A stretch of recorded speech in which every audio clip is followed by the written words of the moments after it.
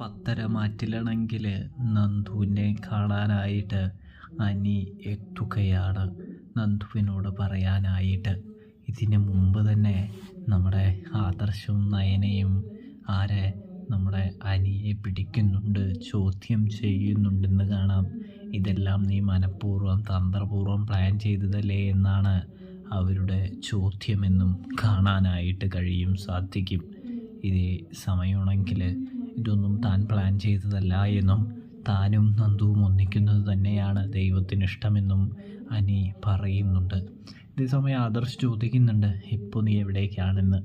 അപ്പോഴാണെങ്കിൽ നമ്മുടെ അനി പറയാണ്, ഞാൻ നന്ദുവിനെ കാണാനായിട്ട് പോകുന്നതാണ്. നന്ദു വിവാഹ നിശ്ചയം മുടക്കാനായിട്ട് ഇതുവരെ ഒന്നും ചെയ്തില്ല, ശ്രമിച്ചില്ല. അവൾക്ക് വേണമെങ്കിൽ അപരാധിയുമായിട്ട് എന്നെ വന്ന് കണ്ട്, അതായത് വീട്ടിൽ വന്ന് എന്നെ അറസ്റ്റ് ചെയ്തുകൊണ്ട് ഈ വിവാഹ നിശ്ചയം മുടക്കാമായിരുന്നു. പക്ഷേ അത് അവൾ ചെയ്തില്ല. മുത്തശ്ശനോട് തന്ത്രപൂർവ്വം വിളിച്ചു പറഞ്ഞു. എന്നിട്ട് അവൾ ഒരുപാട് വേദനിക്കുന്നുണ്ടാകും. അതുകൊണ്ട് തന്നെ എനിക്ക് അവളെ കണ്ട് അവളെ ഒന്ന് ആശ്വസിപ്പിക്കണമെന്നുണ്ട്. അതുകൊണ്ട് തന്നെയാണ് താൻ അവളെ കാണാനായിട്ട് പോകുന്നത് എന്ന് അനി പറയുന്നത് കാണാം. അങ്ങനെ പോലീസ് സ്റ്റേഷനിലേക്ക് ചെന്ന് നന്ദുവിനെ കാണുകയാണ് നമ്മുടെ അനി എന്ന് കാണാൻ സാധിക്കുന്നുണ്ട്.